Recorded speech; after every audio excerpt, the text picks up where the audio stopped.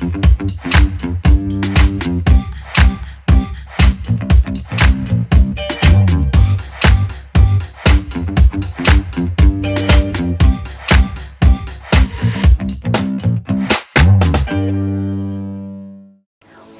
di YouTube channel Inspire Community Center. Kami senang Anda terhubung bersama dengan kami. Anda juga dapat menginformasikan channel ini ke keluarga, saudara, atau kerabat yang lainnya. Inspire Community Center, atau yang kerap kami sebut ICC, adalah gereja yang terletak di Vive Hotel Ciamplas, Bandung. Setiap minggunya kami menyelenggarakan 3 kali ibadah umum. Ibadah setiap minggu disertai dengan ibadah anak-anak, atau yang kami sebut iKids, dan juga ibadah youth. Jadi, tunggu apa lagi? Mari beribadah bersama kami. Saudara, untuk bertumbuh kita membutuhkan orang lain. Di ICC kami memiliki komunitas yang kami sebut iClick. Dalam iClick, kita bisa bersekutu, menguatkan, dan membangun orang lain. Tersedia komunitas kecil untuk keluarga atau married couple, single, dan mahasiswa atau college. Saudara bisa memilih lokasi atau waktu yang sesuai dengan ketersediaan waktu saudara. Daftarnya di link berikut ya. Setiap hari itu baik sebab ada Yesus bersama dengan kita, amin. Every day with Jesus. Saudara bisa mendapatkan renungan setiap hari yang akan dikirimkan ke WhatsApp saudara. Hubungi hotline gereja ICC di 081 220 222 111. Devotion, sharing firman Tuhan secara singkat, tayang setiap hari Selasa dan Jumat melalui Instagram @ICC_Bandung dan YouTube channel Inspire Community Center. Weekly Bible Study. Yuk belajar Alkitab lebih dalam bersama gembala kami, Pastor Chandra Sunjaya. Setiap hari Rabu pukul 6.40 di Instagram @ChandraInspire. Tertinggal atau ingin mendengarkan ulang khotbah mingguan? Tenang, kini saudara bisa memperoleh kumpulan khotbah ICC Bandung dengan cara scan barcode ini dan pilih sesuai dengan kebutuhan saudara. Sebagai pengikut Kristus, kita wajib melakukan seperti yang Yesus lakukan. Baptisan selam sebagai tanda percaya kita kepada Tuhan. Baptisan selam diadakan pukul 12 siang atau setelah ibadah kedua setiap minggunya. Saudara bisa mendaftarkan diri mengikuti baptis selam di 081 220 222 111. Saudara dapat memberikan persembahan melalui e-banking atau m-banking dan transfer ke nomor rekening berikut ini. Tiba saatnya kita akan mendengarkan firman Tuhan. Jangan lupa, catat, bagikan, dan lakukan setiap firman yang kita dengar hari ini. Nggak kerasa ini udah mau habis lagi bulan Januari ya. Waktu begitu cepet gitu ya. Atau karena kita mungkin udah tambah umur jadi kayaknya tambah cepet gitu ya. Tapi dulu kalau waktu masih sekolah nunggu jam bel makan main aja kayaknya lama gitu. Ya. Tapi kita memang lihat dari waktu ke waktu kayaknya semua jadi lebih cepet ya gitu. Contohnya saya pernah ngalamin punya TV, tabung TV. Pernah ada yang ngalamin ya. Berarti umur kita sama lah ya. Dulu kan kalau tabung TV kalau dinyalain kita mesti nunggu beberapa menit dulu. Ya gelap dulu teng gitu. Baru gambarnya keluar gitu. Sekarang udah langsung bisa klik langsung keluar. Di handphone juga bisa keluar. Ya. Ada juga jalan di mana kalau kita mau pergi ke satu tujuan dulu lama. Sekarang ada jalan tol bisa lebih cepat. Ya bahkan bisa mungkin dipangkas mungkin bisa setengahnya. Ya. Bayar tol, bayar parkir, sekarang cepat. Ya, kalau bayar tol sekarang kita keluarin kartu, 1, 2, 3, 4, 5, teng, buka, 5 detik berarti. 1, 2, 3, 4, 10 detik kita keluar. Dulu lama, apalagi kalau uangnya besar, nunggu kembaliannya lama. Jadi yang dulu lama, sekarang banyak yang jadi cepat. Ya, ada jarak, jadi tambah cepat. Buat sesuatu jadi lebih cepat gitu. Ya. Dan ini sebetulnya bagus. Ya. Tapi karena kita terbiasa yang tadinya bisa menunggu lama, ya. Sekarang kalau disuruh nunggu lama, kita jadinya nggak sabar. Ya. Kita pengennya cepet gitu. Ya. Tapi kita tahu tidak semua bisa dipercepat. Ya. Ada banyak hal dalam kehidupan kita, kita mesti sabar nunggu. Katakan sebelahnya sabar nunggu. Nggak bisa dipercepat gitu. Kalau kita yang mungkin udah menikah, kita tahu kita sangat butuh sekali kesabaran untuk mendidik anak kita. Benar gak? Kadang-kadang kita sampai ngelus dada. Untuk mendidik anak kita berulang kali. Yang udah menikah kita juga sama. Ya, untuk membangun hubungan suami istri butuh yang namanya kesabaran. Ya. Kalau saudara mungkin pengusaha atau kerja, kita juga sama. Waktu kita bangun bisnis, pekerjaan, pasti saudara lebih tahu. Kita butuh kesabaran untuk bisa bangun usaha, untuk bisa tetap bertahan, kemudian naik juga di pekerjaan. Kesehatan juga sama. Nggak bisa tetap langsung bisa sehat. Ya, mungkin untuk bisa, kita butuh kesabaran gitu. Ya. Pelayanan juga sama. Ya, kita butuh yang namanya kesabaran. Nah, judul saya hari ini sabar menanti janji Tuhan. Nah, untuk janji Tuhan juga kita perlu kesabaran. Ya, kita perlu sabar menanti janji Tuhan. Tapi faktanya memang kadang-kadang kita nggak sabar menunggu janji Tuhan. Saya juga sama. Saya sharing firman ini bukan berarti saya orang paling sabar, bukan. Saya juga bukan orang yang bisa sabar. Saya juga kadang-kadang tidak kesabaran. Kadang-kadang saya juga mau segala sesuatu cepat. Gitu. Ya. Tapi kalau kita memaksakan sesuatu, akhirnya kita tidak sabar, hasilnya bisa cukup fatal. Ya. Ada konsekuensi yang kita harus bayar. Bahkan lumayan cukup besar, lumayan cukup luas, lumayan cukup serius. Bisa kita rugi uang, ya, bisa rugi waktu, ya, bisa hubungan, keluarga, bahkan nyawa kita bisa terancam karena kita tidak sabar. Akhirnya seorang bisa frustasi, bisa nyesel, bisa stres, bisa marah, kecewa. Karena apa? Karena ketidaksabaran. Nah, kalau kita baca dalam firman Tuhan, banyak sekali firman Tuhan kasih contoh orang-orang yang tidak sabar. Nah, kita akan lihat konsekuensi dari ketidaksabaran dari kehidupan dua orang. Pertama Saul, kita tahu Saul. Saul itu raja pertama Israel, dipilih Tuhan, diurapi Nabi Samuel.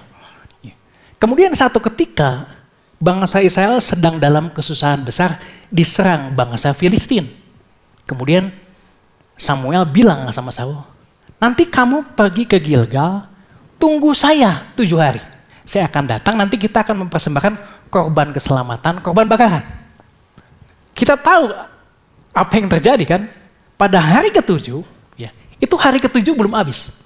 Saul nggak tahan, dia nggak sabar nunggu. Akhirnya dia dengan inisiatif sendiri mempersembahkan korban bakaran dan korban keselamatan. Baru selesai Samuel datang. Kamu kenapa tidak taat? Kamu kenapa tidak sabar? Dan kita tahu akibat ketidaksabaran Saul, wah, hidupnya tambah sana, tambah berantakan. Kita bisa baca dia tidak mentaati lagi Samuel dalam hubungannya membasmi Amalek. Dia pernah minta petunjuk, nggak dapat petunjuk, pergi cari dukun, bukan cari Tuhan. Dia mau membunuh Daud, bahkan mau membunuh anaknya sendiri Yonatan. Dan akhirnya cukup tragis, dia mati di medan perang. Anaknya juga ikut mati, karena gara-gara tidak sabar. Ya, jadi ada konsekuensi dari ketidaksabaran. Ya, Saul kerajaannya hilang, ya tidak hidupnya cukup berantakan, tadinya di atas jadi di bawah, semuanya hilang semua.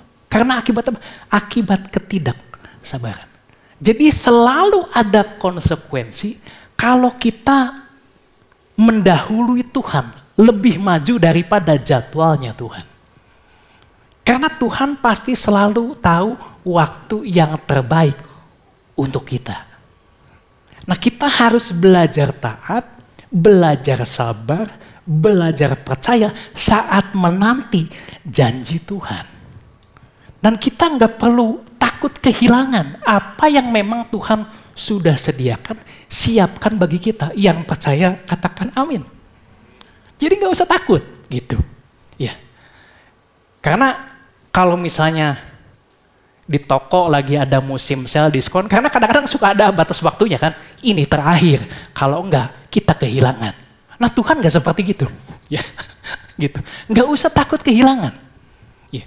Tuhan tahu yang terbaik untuk kita kapan. Gitu. Nah yang kedua, orang yang tidak sabar, contohnya ada di waktu Yesus kasih perumpamaan anak yang hilang. Saudara bisa baca di Lukas 15, ya, ayat 11 sampai 32. Nah, saya kasih highlightnya untuk kita ingat. Jadi ada seorang ayah yang punya 2 anak, yang sulung dan yang bungsu. Betul?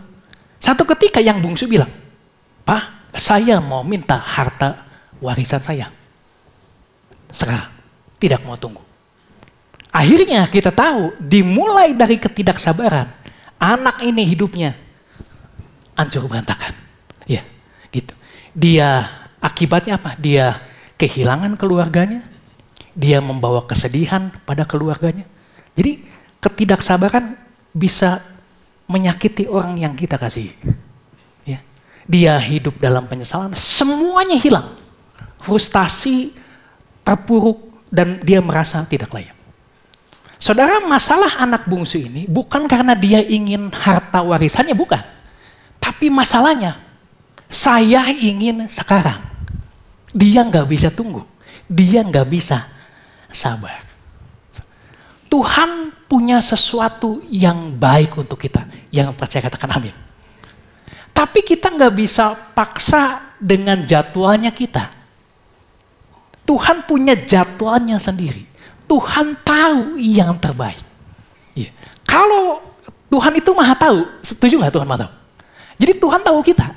Bahkan dikatakan Tuhan tahu berapa lembar rambut kita. Tuhan tahu kita, Tuhan tahu keadaan kita. Berarti kalau Tuhan bilang tunggu, Tuhan sedang memberikan yang terbaik untuk kita. Tuhan sedang melindungi kita supaya kita tidak jatuh terpuruk di bawah. Makanya Tuhan bilang, tunggu. Jadi ini untuk kebaikan kita. Kalau kita memaksakan jadwal kita kepada jadwalnya Tuhan, ya kita pasti akan menerima konsekuensi yang serius. Ya. Nah, saya seringkali kalau bawa mobil, istri saya suka ngomel. Kenapa? Karena saya paling sebel kalau lagi jalan ada orang yang mau masuk, saya nggak kasih jalan. Gitu ya. Jadi nanti kalau next time saudara mau minta jalan, nggak dikasih jalan, saudara lihat saya mohon maaf dulu dari sekarang. Jadi saya aman gitu. Karena memang saya agak nggak mau gitu. Ya. Nah satu kali, ingat di perapatan deket Istana Plaza tuh. Ya. Saya mau belok kanan, tapi lampu merah. Gitu. Ini panjang, saya nggak mau nunggu, saya agak ke kiri sedikit. Padahal di kiri kan jalur untuk ke kiri. Polisi ada. Akhirnya saya ditilang. Tadinya mau cepet, jadi lama, dan saya harus keluar duit. Ya. Jadi ketidaksabaran dapat menimbulkan kerugian dan lebih merepotkan daripada menunggu. Ya, yang pernah mengalami diem aja. Dalam banyak hal, sering. Ya, jadi kadang-kadang kita nyesel, aduh kalau gitu kita nunggu gitu. Kenapa? Karena ternyata lebih merepotkan. Kita lebih rugi banyak. Bahkan kita tidak mendapatkan apa yang kita inginkan. Ya, gitu.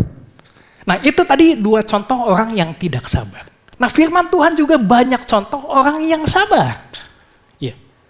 Pertama yaitu Abraham. Kita tahu Abraham dikasih janji Tuhan, dia dapat anak. Tapi nunggunya kita tahu berapa lama? 25 tahun. Wah, berarti Abraham udah pasti orang yang sabar. 25 tahun bukan waktu yang sebentar. Ya. Nah sekarang saya mau tes. Kalau saudara WA sama teman saudara, Berapa lama saudara bisa sabar nunggu dibalas? 5 menit, 10 menit, sehari? Ini gimana orang? Ya, kita bisa kesel, kita bisa marah, kita bisa asumsi. Ya, berarti itu level kesabaran kita. Tapi percaya di sini semua sabar-sabar. Amin. Nah, berarti kita tahu Abraham ini sabar sekali menanti janjinya Tuhan. Ya, bukan hal yang mudah untuk bisa tunggu 25 tahun. Jadi Abraham contoh orang yang sabar menanti janji Tuhan. Satu lagi Daud. Kita tahu Daud juga diurapi, dipilih Tuhan, diurapi Nabi Samuel. Tapi waktu diurapi, Daud tidak langsung jadi raja. Ya, dia harus menghadapi berbagai rintangan. Satu ketika, Daud punya kesempatan untuk bisa mempercepat dia jadi raja. Pada saat Saul lagi di gua, kan Daud punya kesempatan untuk bunuh Saul.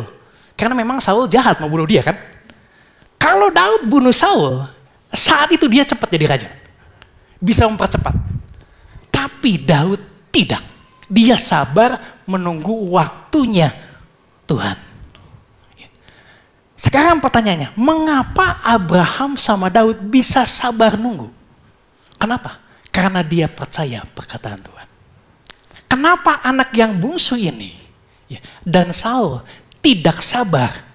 Karena dia tidak percaya sama Tuhan. Jadi masalah kesabaran, ketidaksabaran, ini masalah iman. Ini masalah kepercayaan. Kalau kita percaya perkataan Tuhan, maka kita akan sabar menunggu janjinya Tuhan. Kalau orang tidak sabar, berarti dia tidak percaya perkataan Tuhan. Jadi kesabaran itu buah dari kepercayaan. Sementara ketidaksabaran itu muncul dari ketidakpercayaan. Pertanyaannya sekarang, apakah Tuhan layak dipercaya atau tidak? Jawab masing-masing. Apakah saudara percaya pada setiap perkataan Tuhan? Jawab masing-masing. Kalau kita percaya Tuhan bisa dipercaya, seharusnya kita bisa sabar menanti janjinya Tuhan. Yang percaya katakan, amin. Nah kita bisa contoh dari Abraham. Ibrani 6:15 dikatakan demikian. Abraham menanti dengan sabar. Dan dengan demikian, Abraham memperoleh apa yang dijanjikan kepadanya. Berarti kalau kita menanti dengan sabar, maka kita akan memperoleh apa yang dijanjikan kepadanya. Yang percaya katakan amin. Saudara pernah antri? Pasti pernah lah ya. Antri di mana aja gitu. Nah saya beberapa tahun kemarin Desember, saya main di salah satu waterpark kan gitu. Nah ada salah satu wahana yang, wah ini kayaknya yang paling menarik gitu ya. Saya sama istri saya mau naik, tapi waktu saya mau naik, wah antriannya panjang. Saya bilang nanti lagi aja, ya kita main dulu yang lain, nanti pas sepi kita naik lagi. Kemudian udah gitu nggak berapa lama kita kesana lagi ngelihat masih panjang juga antriannya. Nggak jadi ya. Ketiga kali kita lihat masih panjang juga. Saya bilang kita kalau nggak ngantri-ngantri ya nggak dapat gitu. Ya udahlah ikut ngantri. Jadi akhirnya kita ikut antri. Ya panas-panas lumayan gitu ya. Siang-siang antri maju sedikit gitu ya. Maju sedikit. Lama-lama sampai juga. Kurang lebih setengah jam. Ya. Jadi sabar itu bukan berarti seberapa lama kita sanggup berdiri lama tanpa bergerak. Bukan. Ya. Sabar menanti janji Tuhan itu menunggu Tuhan dalam posisi ketaatan dan bergerak maju pada kecepatan yang Tuhan izinkan. Amin. Jadi sabar itu bukan diem, tapi kita taat dan kita terus maju dalam ketaatan. Dan semakin lama kita semakin dekat dengan janji yang Tuhan udah siapkan sama kita. Yang percaya katakan amin. Ya. Tapi kita harus taat, artinya saya antri pun harus ikut jalur yang sudah ditetapkan. Gitu. Kalau saya tidak taat keluar dari jalur, ya saya nggak akan ke sana. Gitu. Untuk kita bisa terima janji Tuhan, kita mesti ikutin prinsip nilai yang Tuhan kasih dalam firman Tuhan. Ya. Tapi memang agak berat untuk bisa sabar, ya, gitu. Ini nggak mudah. Apalagi waktu kita nunggu, ya, kepanasan, gitu, ya. Ada tantangan, ada kesulitan, ada pertentangan, agak sulit untuk kita bisa sabar. Ya. Akhirnya kita jadi tidak sabar. Nah, pada saat kita tidak sabar, seringkali ada godaan yang muncul untuk nyerah. Gitu. Udahlah lama ya. Udah nggak jadi gitu. Ya. Ini ada godaan pada saat kita nggak sabar. Misalnya kita dalam bidang pekerjaan. Udahlah, nggak sabar saya. Saya mau nyerah aja. Saya mau keluar dari kerjaan. Atau mungkin dari pernikahan. Udah, saya nggak sabar. Udah, bubar aja pernikahan. Gitu. Atau misalnya pelayanan. Udahlah, nggak mau pelayanan lagi. Ya mau menyerah aja. Atau usaha, gitu. Ya, udahlah, saya mau nyerah aja. Gitu. Jadi ada godaan untuk kita nyerah. Kedua, ada godaan juga untuk akhirnya kita ambil jalan pintas. Ya. Jadi kita ambil tindakan yang sembrono, yang ceroboh, yang diliputi oleh nafsu.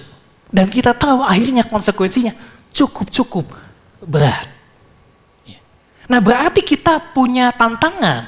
Kita mesti melawan ketidakpercayaan ini. Yang setuju katakan amin. Ya. Jadi iblis mau supaya kita ini tidak sabar. Sehingga akhirnya kita tidak mengikuti apa yang Tuhan sudah tetapkan sama kita. Sehingga akhirnya kita bukan bertambah dekat, tapi bertambah jauh. Ya. Dan akhirnya kita bisa menyalahkan Tuhan. Gitu. Tapi sebetulnya kita nggak pernah tahu, kita mungkin sudah sangat dekat dengan apa yang Tuhan janjikan sama kita. Ya. Nah, untuk lawan godaan ketidaksabaran ini, ya, kita harus melawan dengan firman. Karena tadi dibilang ketidaksabaran ini hubungannya dengan iman, kepercayaan. Gitu. Berarti kita lawannya dengan firman. Karena iman timbul dari firman Tuhan. Nah, kita mau belajar dari salah satu tokoh juga yang sangat sabar, yaitu Paulus. Kalau kita baca kehidupan Paulus, luar biasa. Wah, gila ini Paulus. Ya, hampir mati, ya, dilempari batu, disiksa, pernah gak makan, gak tidur, gak punya tempat tinggal, ya, pernah hampir mati, berkali-kali hampir mati. Tapi ada satu statement yang kita tahu, ini statementnya Paulus luar biasa. Di 2 Timotius 4 ayat 7. Aku telah mengakhiri pertandingan yang baik. Ini tanding berarti. Dia punya tantangan. Dan aku telah mencapai garis akhir. Dan aku telah memelihara iman. Bagaimana Paulus bisa sabar menanti janji Tuhan di tengah-tengah banyak tantangan, bahkan dia hampir mati. Kenapa? Dia memelihara iman. Dia tetap percaya pada Tuhan. Jadi cara melawan ketidaksabaran itu firman Tuhan. Yang setuju katakan amin.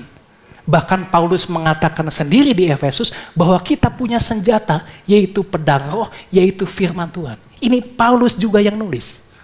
Jadi saat-saat kita tergoda untuk nyerah, untuk ambil jalan pintas, nah kita mesti lawan ini. Dengan apa? Kita baca firman Tuhan. Ya, dengan kebenaran firman Tuhan. Maka kita bisa tetap sabar menanti janji Tuhan. Tetap sabar berjalan dalam ketaatan sambil menunggu Tuhan. Yang setuju katakan amin. Kedua, kita juga belajar dari Paulus. Saudara, kita mungkin punya pikiran bahwa Paulus ini sepertinya berjuang sendirian. Ya. Tapi nyatanya Paulus ini ada dalam komunitas. Ada 80 orang yang selalu bersama-sama dengan Paulus. Ada 40 orang yang bekerja dengan Paulus. Dan 9 diantaranya adalah perempuan. Dan ada 12 sampai 15 orang yang selalu menyertai Paulus saat Paulus pelayanan dari satu kota ke kota yang lain. Kita bisa tahu ada Aquila, Priscilla, Erastus, siapa lagi? Chloe, Phoebe, Crispus, semuanya ini. Ya, ini support sistemnya Paulus. Nah, saya percaya Paulus juga ada kalanya dia mau nyerah juga mungkin. Ya. Dia butuh penghiburan, dia butuh kekuatan, sehingga akhirnya dia bisa sampai garis finish. Kenapa? Saya percaya karena dia ada dalam komunitas. Ada orang-orang yang bisa kasih support dia. Nah, saya bisa cerita banyak hal. Ya. Ada jemaat yang ketika ada dalam kesusahan, dia punya support system. Tadinya dia nyerah, jadi dikuatkan. Ya. Tadinya dia nggak sabar, jadi sabar. Tadinya gelap mata, nggak tahu mesti gimana, mau nekat, tapi akhirnya bisa tahu kebenaran. Jadi kita perlu komunitas, kita perlu bertumbuh dalam firman Tuhan untuk kita bisa tetap sabar, berjalan dalam ketaatan untuk menanti janjinya Tuhan. Dan pada saat kita menanti janjinya Tuhan, ini bukan sesuatu yang sia-sia. Tapi firman Tuhan mengatakan waktu kita menunggu dalam posisi ketaatan sama Tuhan, bergerak maju, kita ini diberkati oleh Tuhan. Ayatnya di Yesaya 30:18 dikatakan demikian. Berbahagialah semua orang yang menanti-nantikan dia. Kenapa berbahagia? Pasti ada sesuatu yang baik pada saat kita menanti janji Tuhan. Yang setuju katakan amin. Jadi ada berkat yang kita terima, yang Tuhan kasih pada saat kita menanti-nantikan Tuhan. Berkatnya apa? Banyak. Yes. Beberapa di antaranya kita bisa semakin kuat pada saat kita menanti-nantikan Tuhan. Yesaya 40:31. Tetapi orang-orang yang menanti-nantikan Tuhan mendapat kekuatan baru. Mereka seumpama Raja Wali yang naik terbang dengan kekuatan sayapnya. Mereka berlari dan tidak menjadi lesu. Mereka berjalan dan tidak menjadi lelah. Jadi saat kita menanti janjinya Tuhan, ya, maju lagi, maju lagi. Kita bukan semakin lemah letih lesu, bukan. Tapi kita semakin kuat. Karena ada kekuatan baru yang ditambahkan Tuhan sama kita. Bahkan kita akan terus naik terbang tinggi. Yang setuju katakan amin. Nah, kemarin saya juga baca bahwa ada praktisi kesehatan yang bilang begini. Orang yang sabar, dia lebih sehat. Staminanya lebih kuat. Nah, saya nggak tahu benar apa enggak, tapi bagi saya kayaknya benar. Orang yang sabar, dia punya stamina lebih kuat. Jadi pada saat kita menantikan Tuhan, kita juga bisa semakin kuat dalam tubuh kita. Yang percaya katakan amin. Nah, manfaat yang lain, kita bisa semakin bijak kalau kita sabar. Amsal 14:29. Orang yang sabar besar pengertiannya. Jadi orang bijak adalah orang yang sabar. Ketika orang sabar, dia bijak, dia banyak terhindar dari banyak masalah. Kenapa? Karena pada saat dia mengambil keputusan tindakan, dia sabar. Dia tidak terburu-buru. Jadi lebih banyak benarnya daripada salahnya.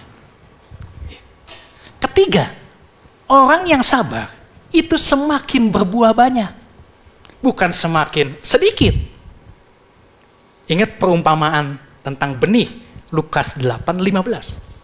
Yang jatuh di tanah yang baik itu ialah orang yang setelah mendengar firman itu menyimpannya dalam hati yang baik dan mengeluarkan buah dalam ketekunan, dalam kesabaran. Petani harus melewati beberapa musim sampai akhirnya dia bisa menerima hasil jerih payahnya. Nah, kita juga sama. Kalau kesuburan membutuhkan waktu, membutuhkan kesabaran. sama juga dengan kita. Kalau kita lihat, kok nggak ada perubahan dalam keuangan, jangan terburu-buru kita menyerah. Karena kesuburan butuh kesabaran. Ada waktu. Kalau kita tetap berjalan dalam ketaatan, tunggu aja, pasti berbuah. Ya, kalau kita lihat, kok kenapa ini masalah nggak beres-beres? Jangan terburu-buru ambil kesimpulan. Karena buah butuh waktu untuk bisa berbuah. Dalam pelayanan, dalam pekerjaan, dalam usaha, dalam keluarga, dalam mendidik anak. Ya. Nah kalau kita lihat contohnya Paulus, ya, dari awal, gitu. Atau kita lihat Yusuf dari awal, atau kita lihat Petrus dari awal. Kita pikir ini orang mau jadi apa? Petrus nyangkal Tuhan 3 kali. Ya, Yusuf sombong sama saudara-saudaranya. Saulus ini, maksudnya dia mau jadi apa gitu? Dia dulu kejar-kejar orang Kristen.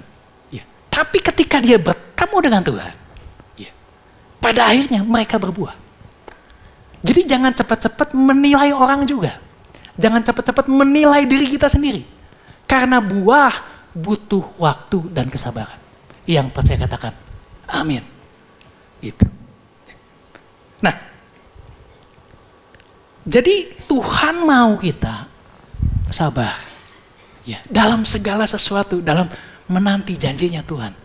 Kita terus dalam posisi ketaatan, dan kita bergerak maju sesuai dengan kecepatannya Tuhan. Jangan mendahului kecepatannya Tuhan. Kalau Tuhan bilang tunggu, berarti Tuhan mau melindungi kita. Tuhan mau kita mengalami kebaikan. Berarti kita mungkin belum cukup dewasa. Kita belum cukup siap. Tapi kita nggak usah takut. Apa yang Tuhan memang sudah siapkan sama kita, itu nggak akan pernah hilang. Yang percaya katakan amin. Gitu. Kalau Abraham tunggu 25 tahun kita dapat. Begitu juga dengan kita. Amin. Dan saya percaya di tahun 2024 ini. Mungkin ada saudara yang udah lama minta. Tetap sabar. Mungkin tahun ini Tuhan jawab. Yang percaya katakan amin. Terus berjuang, jangan menyerah. Nah saya mau lanjutkan perumpamaan anak yang hilang tadi. Nah kita tahu akhirnya anak ini nyesal kan. Ya, waktu karena ketidaksabaran dia, akhirnya dia ingat, aduh dia nyesel. Dia udah hilang segala sesuatunya. Dia mungkin udah merasa dirinya gak layak. Dia udah frustasi. Ya. Tapi puji Tuhan dia ingat bapaknya. Dia akhirnya datang menemui bapaknya, balik ke rumah bapaknya. Dan dalam firman Tuhan dikatakan, bapaknya itu melihat dari jauh, bapaknya lari. Berarti bapaknya setiap saat sabar menunggu anaknya pulang kembali. Pertanyaannya, kenapa bapaknya bisa sabar nunggu anak yang seperti ini? Udah habis-habisan, udah kurang aja. Kenapa? Karena bapaknya mengasihi anaknya. Berarti orang yang mengasihi akan sabar sama orang itu. Sekarang gini, pernah nggak saudara bikin kesel, bikin bete sama pasangan saudara? Diam aja ya. Tapi kita udah bikin kesel, bikin bete, tapi pasangan kita tetap sabar sama kita. Artinya apa? Dia sangat mengasihi saudara. Benar, walaupun sambil gini-gini, aduh. Tapi berarti dia tuh sangat mengasihi kita. Ya, bahkan kalau kita lihat, ya, di 1 Korintus 13 ayat 4. Definisi kasih yang pertama, kasih itu sabar. Ya. Jadi kalau ada orang yang kita kasihi, kita mesti sabar sama orang itu. Yang setuju katakan amin. Tapi kalau kita yang buat pasangan kita nggak sabar, puji Tuhan dia masih sabar. Jangan gunain kesabaran untuk kita semakin semena-mena. Gak apa-apa lah, dia mah cukup sabar. Ya jangan. Kenapa? Karena sabar ada batasnya. Jangan sampai kita nyesel. Ya, udah nyesel, kita nangis. Yang setuju katakan, amin. Karena Tuhan kita juga bukan maha sabar, tapi panjang sabar. Artinya ada batasnya. Nahum 1 ayat 3, Tuhan itu panjang sabar dan besar kuasa. Tetapi ia tidak sekali-kali membebaskan dari hukuman orang yang bersalah. Ia berjalan dalam puting beliung dan badai dan awan adalah debu kakinya. Jadi terima aja kalau pasangan bete sama saudara. Mungkin saudara ngeselin dia. Mungkin batasnya udah mau habis sabarnya. Tapi berarti respon kita harus tobat. Kita harus balik mengasihi pasangan kita. Jangan sampai nanti udah di titik kesabaran. Nah, kita tahu Tuhan ini panjang sabar. Tapi berarti ada titiknya kan. Nah mungkin di antara kita saat ini sedang dalam posisi kita menerima konsekuensi karena akibat ketidaksabaran yang kita ambil di masa lalu. Kita mengalami mungkin kerugian, kita mungkin frustasi, kita mungkin merasa tidak layak. Tapi puji Tuhan, Allah itu adalah kasih. Tuhan akan tetap terima kita kalau kita mau balik. Saudara anak bungsu ini akhirnya balik. Bapak ini menerima dia. Memang warisannya hilang. Apa yang sudah dia lakukan itu tidak akan diganti. Itu konsekuensi akibat yang dia lakukan. Tetapi setiap hari adalah baru bagi Tuhan. Tuhan bisa pulihkan, Tuhan bisa memulai sesuatu yang baru. Kalau kita mau balik sama Tuhan, kita bisa balik dari awal, kita bisa menabur ketaatan, dan kita pasti akan menuai. Kita berjalan dalam ketaatan, dan kita akan menikmati janji Tuhan yang Tuhan sudah sediakan bagi kita. Nah respon kita, kalau kita ada di posisi itu, kita mesti seperti anak bungsu. Kita mesti balik sama Tuhan. Yang percaya katakan amin. Karena akhir lebih baik daripada awal. Kita bisa salah di awal, tapi yang penting akhirnya kita responnya mau seperti apa. Yang pasti katakan amin. Nah ini untuk kita yang memang dalam Tuhan. Nah saya mau sampaikan juga untuk saudara yang mungkin belum di dalam Tuhan. Nah kita tahu kalau kita baca cerita Nuh dan Bahtera, mungkin perlu cukup banyak waktu pada saat Nuh buat Bahtera. Jadi itu kesabaran Tuhan. Tapi pada saatnya pintu Bahtera itu ditutup. Orang nggak bisa masuk. Saat ini bisa dibilang kita masih hidup dalam kasih karunia. Tuhan masih sabar sama kita. Tapi kita tahu Tuhan panjang sabar. Ketika nafas terakhir seseorang habis, itu berarti pintu kesabarannya udah tutup sama dia. Itu kasih karunia udah tutup. Atau pada saat nanti Tuhan datang kedua kali, itu semua udah tutup. Dan kita semua akan menghadap Tuhan untuk menerima pengadilan. Nah kalau saudara belum terima Tuhan, selama masih bisa dikatakan hari ini, saudara bisa menerima Tuhan sebagai juru selamat. Anggaplah kesabaran Tuhan itu untuk supaya kita bertobat, untuk kita bisa mendapat keselamatan yang daripada Tuhan. Nah beberapa minggu yang lalu ada jemaat kita, orang tuanya ada sakit gitu. Kemudian saya dapat kesempatan sama ketua iClick-nya juga Edo ke sana, kunjungin ke sana, ya. Dan belum terima Tuhan, gitu. Saya ke sana, gitu. Dan puji Tuhan pada kedua kali saya datang ke sana, saya tawarkan keselamatan. Dan akhirnya dia mau, puji Tuhan, ya. Dan beberapa hari sesudahnya Tuhan panggil dia, gitu. Jadi saya lihat Tuhan itu benar-benar sayang sama kita, ya. Tuhan selalu kasih pintu kesabaran, pintu kasih karunia, sampai nafas terakhir orang itu menghembuskan. Tapi pada saat itu kalau udah habis, pintu sudah tertutup.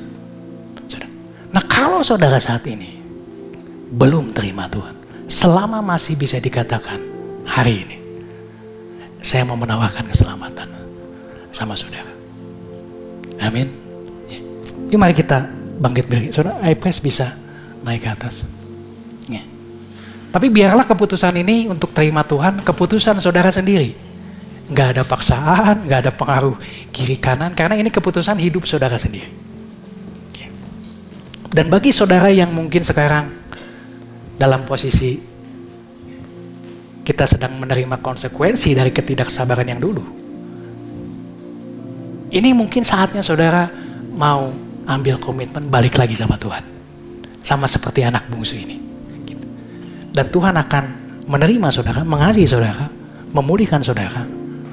Dan saudara bisa mulai menabur lagi dalam ketaatan. Dan saudara akan menuai apa yang baik. Amin. Saudara tutup mata. Saya mau berdoa kalau saudara belum terima Tuhan. Saudara bisa taruh tangan kanan di dada saudara. Ya. Saudara bisa, firman Tuhan mengatakan kalau percaya dalam hati, mengaku dalam mulut Yesus adalah Tuhan, saudara diselamatkan. Saudara pindah dari maut kepada hidup yang kekal. Nama saudara tercatat di kerajaan surga. Dan saudara akan menerima kepenuhan janji pada saatnya, kepenuhan janji. Pada saat kita bertemu Tuhan, muka dengan muka. Atau pada saat nanti Tuhan datang memerintah dunia yang baru. Kalau itu saudara taruh tangan kanan dada, saudara bisa ikutin kata-kata saya. Nanti yang lain bisa bantu ya. Tuhan Yesus, saya tahu saya orang berdosa. Upah dosa adalah maut. Tapi kasih karunia keselamatan yang daripadamu menyelamatkan saya. Saya menerima Engkau sebagai Tuhan dan Juru Selamat. Engkau sudah mati di kayu salib untuk menebus segala dosa saya. Hidup lama saya sudah berlalu. Dan saya saat ini hidup baru bersama dengan Engkau. Menerima keselamatan. Dalam nama Tuhan Yesus. Amin. Beri kemuliaan bagi Tuhan. Ini mari kita sama-sama menyanyikan. Boleh satu lagi. Your name is the highest, your name is the greatest, your name stands above them all thrones and dominions, all powers and positions, your name stands above them all creations cry.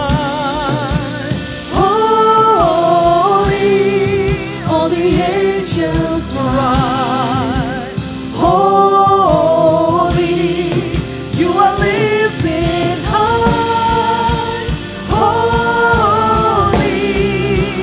holy forever. Hear your people sing, holy, to the King of Kings.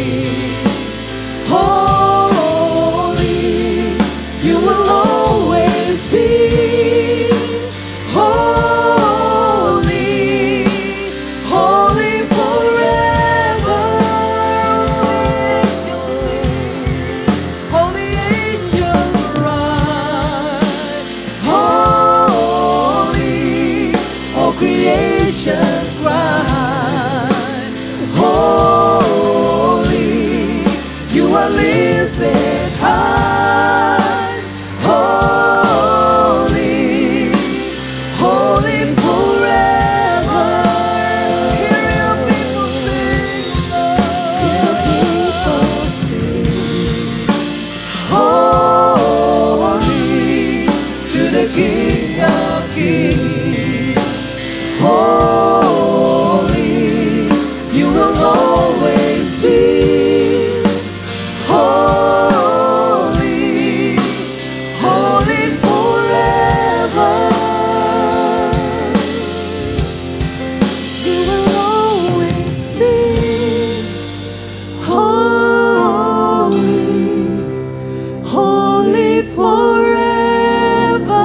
Haleluya. Thank you. Haleluya. Bapak, terima kasih untuk firman-Mu. Pada kesempatan ini kami mau berdoa sama-sama Tuhan. Tuhan, kami mau sabar Tuhan. menunggu dalam posisi ketaatan, bergerak maju sesuai dengan kecepatan yang memang Kau izinkan, sesuai dengan rencanamu Tuhan. Tuhan, kami percaya janji-Mu ya dan amin Tuhan. Kau tahu setiap kami mungkin ada janji yang kami harapkan, ada janji yang kami nantikan Tuhan. Sudah sekian lama Tuhan. Dan kami percaya waktu-Mu adalah waktu yang terbaik. Dan kalau waktu-Mu, menurut Engkau waktu-Mu yang terbaik adalah hari ini, Engkau akan menggenapinya. Kalau menurut-Mu waktu yang terbaik adalah bulan ini, tahun ini, terjadilah sesuai dengan kehendak-Mu Tuhan. Dan kalau saat ini Tuhan kami mengalami, ada dalam posisi kami menerima konsekuensi dari ketidaksabaran kami mau bertobat. Kami mau belajar sabar, belajar taat, belajar percaya setiap perkataan-Mu. Karena Engkau yang paling tahu. Engkau tahu kami, Engkau tahu keadaan kami, dan Engkau tahu yang terbaik untuk setiap kami. Kami mau balik kepadamu, kami mau menabur ketaatan. Dan Engkau yang akan memberikan kekuatan pada kami. Karena Engkau selalu memberikan yang baru setiap hari Tuhan. Tuhan, ini kami anak-anak-Mu Tuhan. Biarlah pada akhirnya Tuhan, kami menerima kepenuhan janji sepenuhnya. Pada saat kami bertemu muka dengan Engkau. Terima kasih Tuhan, kekuatan daripada-Mu turun atas kami. Hamba-Mu selesai berbicara, Roh Kudus Engkau sendiri akan menguatkan setiap firman yang keluar dalam setiap kami. Dan kami menangkapnya, melakukannya. Dalam nama Tuhan Yesus, segala kemuliaan hanya bagi nama-Mu. Dalam nama Tuhan Yesus yang siap sabar menanti janji Tuhan. Sama-sama katakan amin. Beri kemuliaan bagi Tuhan. Saudara boleh duduk sebentar, kita akan lihat ada cuplikan video informasi. Shalom Sobat ICC, tahukah saudara agar sebuah ibadah dapat berjalan dengan baik dan lancar, banyak teman-teman volunteers yang terlibat dan berperan besar di dalamnya. Yuk kita mau intip beberapa volunteers dari production team di belakang layar.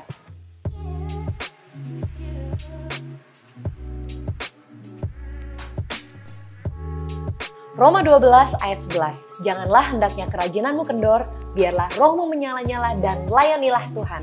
Kami mau mengajak Sobat ICC untuk dapat melihat secara langsung, mendapat pelatihan, hingga bisa terlibat bersama production team. Yuk kita dengerin pengalaman mereka. Bisa sih, karena kita sebenarnya ada pelatihan. Jadi kalau yang penting mau ya, kalau udah mau gampang nanti kita latih kok. Jadi ada pelatihan dari dasar, dari mixing suara, instrumen, kemudian belajar yang lain. Pokoknya apa yang kita bisa, itu kita bagi sama mereka aja. Nggak usah takut sih, karena saya dulu juga nggak bisa kan. Jadi akhirnya pede aja. Seru sih, jadi awal-awal sih deg-degan. Jadi kalau ibadah udah mulai deg-degan, ya pasti seru lah pokoknya. Ya teman-teman, melayani bersama saya dan teman-teman, nggak usah takut, nggak usah minder atau merasa bahwa nggak mampu, nggak apa-apa. Kita pokoknya belajar bareng, apa yang bisa kita bagi, kita akan bagi sama kalian.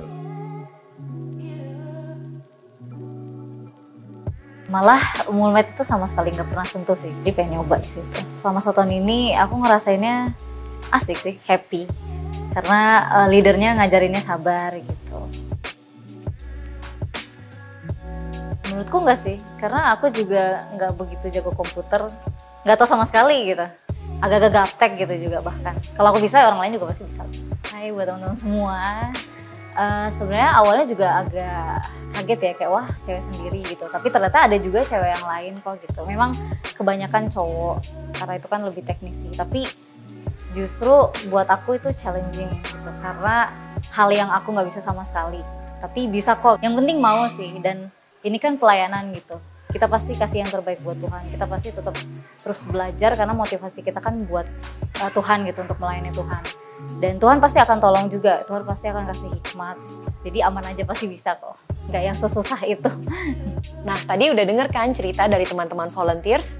Jadi kalau saudara mau bertanya seputar pelayanan di Production Ministry ataupun mau melihat dan mencoba secara langsung, silakan scan QR code di sini. atau hubungi hotline ICC di 0812 2022 2111. Bisa juga mengunjungi meja informasi setelah ibadah selesai. Kami tunggu ya. Tuhan Yesus memberkati. Anda baru saja mendengarkan informasi yang menarik ya dari tim production ICC. Jadi bagi Anda yang mungkin pengen belajar atau juga terpanggil untuk melayani di gereja ICC, kami tunggu Anda untuk segera mendaftarkan diri Anda, bisa ke meja informasi langsung ya. Selamat siang semuanya. Senang sekali bisa melihat Anda semua di ibadah hari ini. Saya Ricky ingin mengucapkan selamat datang kepada Anda yang baru pertama kali hadir di ibadah gereja ICC pada hari ini. Kami mengundang Anda untuk datang ke meja informasi dan menerima special gift dari kami. Dan pengen tahu siapa yang sudah tergabung dengan iClick? Iya? Oke, lumayan banyak tapi belum semua. Ya, jadi kami dari gereja ICC ingin sekali mengundang Anda semua untuk bisa tergabung dalam komunitas-komunitas kecil kami, di mana kita semua bisa saling terkoneksi, bisa saling mendukung dalam doa, sharing dan lain-lain. Dan yang pasti adalah kita belajar meresponi permasalahan dalam hidup melalui firman Tuhan dan bertumbuh bersama di dalam iman ya. Jadi kami tunggu Anda semua karena sekarang untuk iClick sudah terbagi di dalam banyak lokasi dan juga banyak kategorinya. Jadi bisa disesuaikan dengan kebutuhan Anda semuanya. Oke, kami dari ICC juga ingin mengundang saudara semuanya untuk memberikan persembahan kasih dan juga perpuluhan ya, yang bisa diberikan lewat QR atau transfer atau mesin edisi di meja informasi atau juga di kotak persembahan yang ada di sekitar saudara semua. Mari kita berikan yang terbaik sebagai tanda syukur kita untuk berkat yang sudah kita terima sepanjang waktu ya. Oke, dan juga sesuai dengan tema ICC di tahun 2024 ya, yaitu mengutamakan Tuhan. Kami semua rindu sekali supaya saudara bisa juga semakin diperlengkapi lewat program-program kami. Dan kita punya 2 program, yaitu Weekly Bible Study dan Devotion. Nah, untuk Weekly Bible Study ini akan langsung di-share oleh Pastor Chandra ya di live Instagram @ChandraInspire setiap hari Rabu pukul 6:25 pagi ya. Dan untuk Devotion ini juga kita akan share di sosial medianya kita dan juga YouTube channelnya Gereja ICC. Jadi bisa langsung disaksikan setiap Rabu dan juga Jumat. Oke, terima kasih banyak. Sekian informasi dari ICC hari ini. Kami mengundang saudara semua untuk bisa berdiri dan menerima berkat. Terima kasih, happy Sunday dan Tuhan Yesus memberkati.